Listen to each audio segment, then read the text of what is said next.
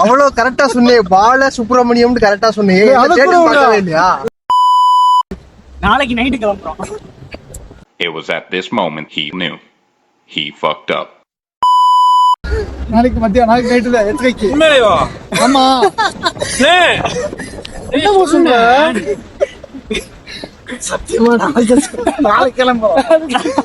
சத்தியமா இதுக்கு தான் நான் அத்தனை வாட்டி கேட்டேன், எங்க கூட்டின்னு போறீங்க. He's studying college. Tomorrow you want to go to college? Go for trip. We convinced them. But we lied him. That's 2-day trip. But actually it's 3-day trip. உண்மையிலே முன்னால சமாளமா அதானே நீ வைக்கலாம்னு சொல்றப்பா. இல்ல என்கிட்ட வந்துட்டு நான் சொல்றேன் வர்க்கலன்னு போறான்றேன். இல்ல பாலசுப்ரமணியத்தை தான் போறோம் அப்படின்னா இவ்வளவு பார்த்து வந்து பேட்டை பார்க்கவே இல்லையா? மகனே அதை பத்தி யோசிக்கவே இல்லையே.